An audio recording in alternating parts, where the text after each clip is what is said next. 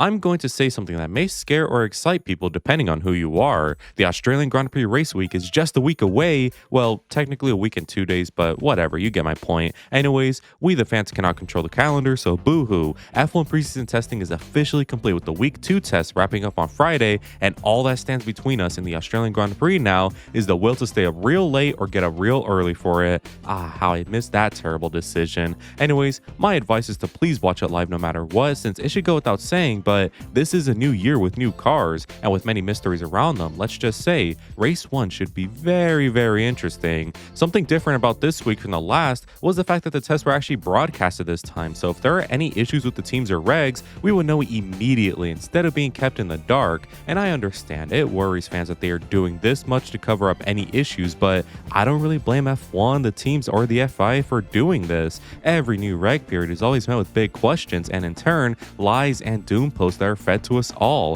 In 2022, we were fed that the regs were terrible, porpoising will kill the sport, and the drivers will have zero good racing. And while the second half of 2022 and every year until 26 were that thanks to a certain silver team, that first half of 2022 was so good, even when Max was winning all the races still. In 2014, we were fed that the new engine stuff is overcomplicating the sport and killing its image, and instead, we got amazing seasons featuring title fights such as 2014, 2016, 2017, 2018, 2021, 2022, 2024, 2025. Seems like it worked out just fine. In 2018, the halo was supposed to ruin the risk factor in F1 and make the cars look abhorrent and more heavier, but instead, lives have been saved and literally nothing changed. So despite some things being true, we still have been delivered many banging races, especially because we are simply fans. So when I see reports from F1 media saying these new regs are terrible and the drivers hate them and the racing will be god-awful with terrible starts, I just shrug my shoulders since yeah, there is some truth, but I'm a fan for crying out loud. None of this stuff matters to me.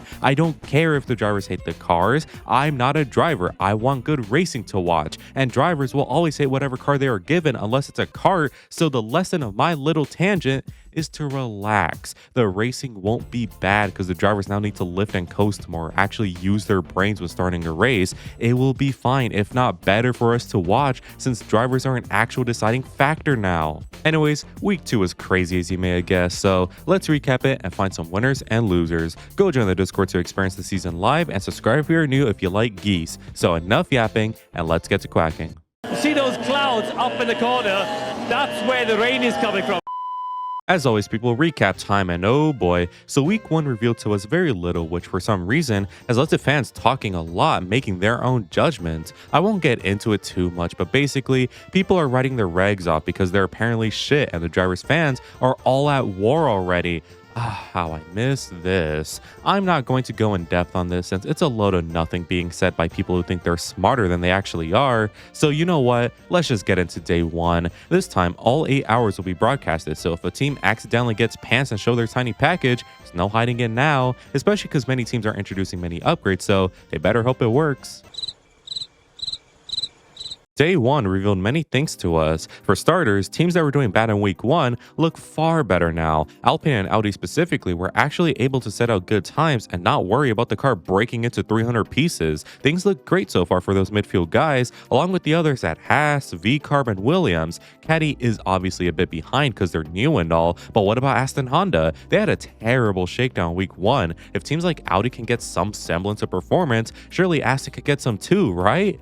Oh man, I don't know if it's just me, but this Aston Honda launch has been one of the worst I've ever seen, like ever. In the second half of the test, Lance Stroll was driving on a race sim, and on lap 7, I want to say, he had a little spin. Boo-hoo, it's Lance, he does that all the time, but he couldn't get going. Okay, he got beached in the gravel, right? Nuh-uh. That engine just stopped working, and along with the active arrow closing right when that happened, Lance got spun around and had his session delayed. He was able to get back out much later, but that don't matter. It's yet another Honda issue, and there's just too much to cover with them. Quite literally, everything that could have gone wrong with Honda is absolutely going wrong. All we need now is violent engine death, and then the process is complete. Honda are officially frauds. It is just so ironic how Honda with Red Bull were amazing, but the minute they go back with Alonso, they just blow to smithereens and are 500 horsepower down to everyone else. Anyways, the biggest issue in day 1 actually comes with the starts yet again. Despite F1 putting 2 formation laps and more time to rev the engines on the grid, some drivers are still finding trouble getting off the line, and I'm sorry, it's skill skill issue at this point. It's a new engine. Of course the starts are going to be different. What, you thought nothing would change in a regulation change? How is Ferrari outcompeting everybody on the grid?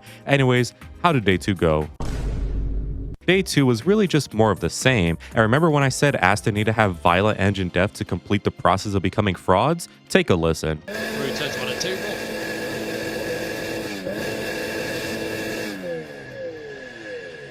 Oh my god, bruh. Anyways, the rest of the session was nothing spectacular. It definitely could have been though, since Ferrari, what the hell? Now, I don't know if this was accidental or not, but Ferrari decided to mount the rear wing in a way where the flap for not DRS spins around, creating more performance in theory on the straights. I say it could have been spectacular though, since they only completed like 5 laps in the morning before dying, but what they showed to us was very interesting indeed. But yeah, aside from that, a very calm session relatively speaking, everyone just getting up to grips with their new cars and understanding what they're driving better. How can day 3 wrap up the preseason?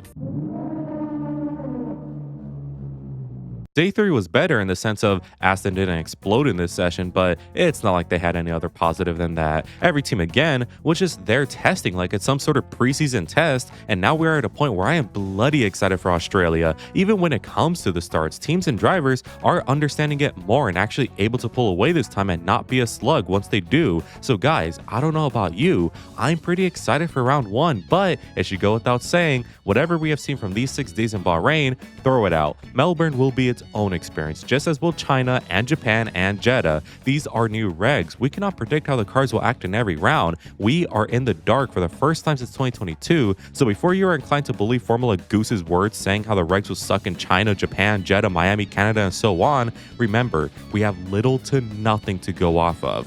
Keep an open mind, and maybe you'll see they actually like the sport as a fan. But now for the winners and losers, and as always, losers first, and I have Aston Martin. 3 for 3, man, you gotta give them props. Losers in my shakedown video, losers in the week 1 video, and losers again here. Can they make it 4 for 4 in the Australia winners and losers? Who knows, but this is genuinely no laughing matter. Aston Honda have had a terrible start to this year, and one of the worst I've seen since, ironically, McLaren Honda in 2015. Hey, at least Fernando didn't get lobotomized in a crash this time. I mean, where do I begin? The car is not that bad actually, but judging by these events, that engine, yikes. I mean, where do we begin with that? First, we don't know shit about the engine power because Aston have been forced to run it low, and to top it off, the gearbox is like laughably shit. I want to say in every day of testing that Aston ran, the gearbox either exploded or stopped working in every single one of them. Every single day. I just have 0 words. Poor Fernando too, because it's literally McLaren Honda again.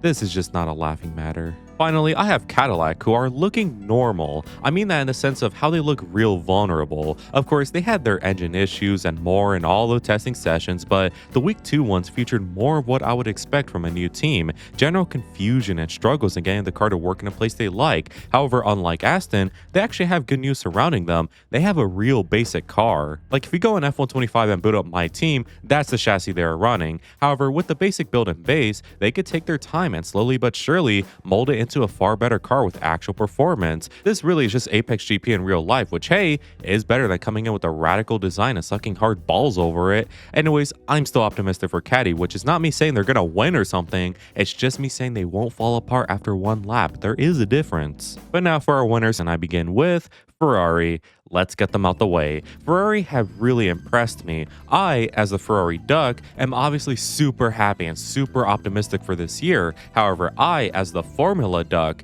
am being cautious still. I don't want to celebrate anything until I see Leclerc and Hamilton line up in Melbourne and finish that race with a brilliant result. Knowing Ferrari, and especially another team who we will get to, not everything has been revealed, and we cannot celebrate that we are even good. Who the hell knows? Maybe Melbourne comes and Alpine were secretly 15 seconds ahead of the field and hit it thanks to sandbagging. Yes, I'm exaggerating, but the point is, hold your horses, people. We haven't even won the war, let alone a battle. We have only amassed an impressive army. How will everyone fare to us is still a question. Next up is Mercedes plus their customers, minus McLaren who get their own segment. Knowing Ferrari, they love their glory runs and testing, and Mercedes, of course, love their sandbags. George can sit here and say that Mark have their issues, and Toto can say he's in the Epstein files.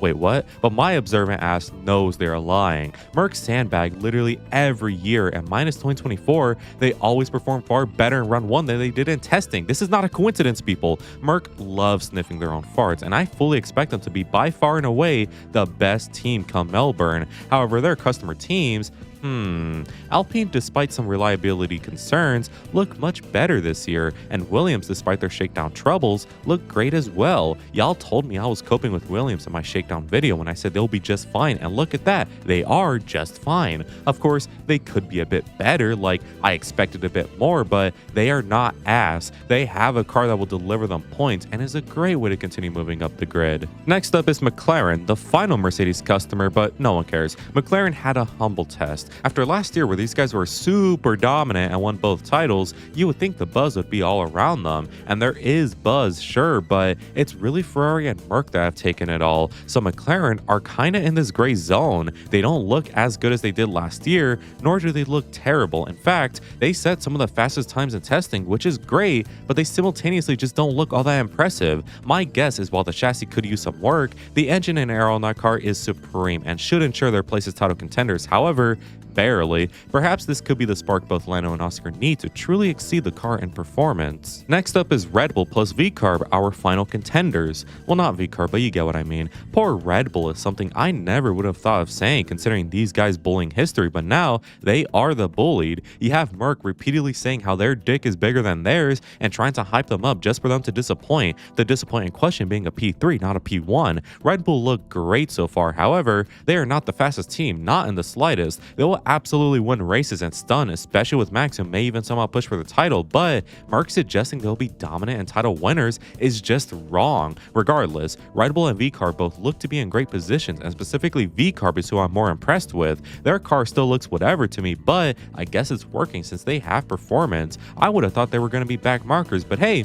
not bad. Next is Haas, who are the real midfield stunners. Toyota, have my children. You have blown me away. Now, the honors isn't all Toyotas. Komatsu's Haas has been one of the most competent teams, surprisingly. Where Steiner's Haas was a complete joke, now they're in an actual Formula 1 team again with Io Komatsu, and I gotta respect it. Sure, they still have their issues, especially on Ocon Zen, who got bent over last year by them, but given everything we have seen so far with the chassis, aero, and all the good stuff, I'm confident Ocon will have better luck, and Haas will get better results. Please podium this year, please, please, please. Finally, I have Audi. This one is short and simple. Their engine stopped blowing up more than it should have this week, and their car actually looks quite fast. Whatever upgrades Audi brought have worked, since that car looks lively through the corners and in Gabby's hands is able to set really competitive times. Not bad, Audi, not bad. But unfortunately, you're still new, so don't expect to be free from engine issues. Nowhere near free. But now for the bonus category, and I have the early bloomer category for the team that looks the best so far, given everything we've seen in the test. And for this one, I have Ferrari.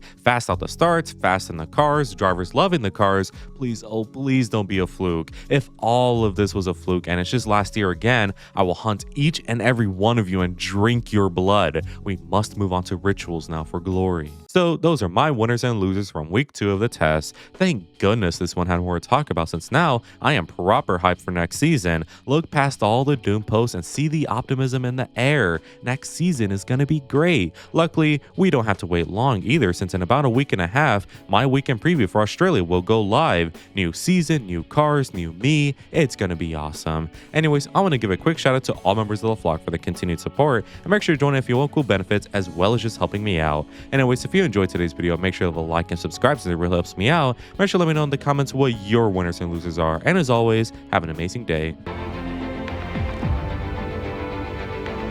Good weather for the duck.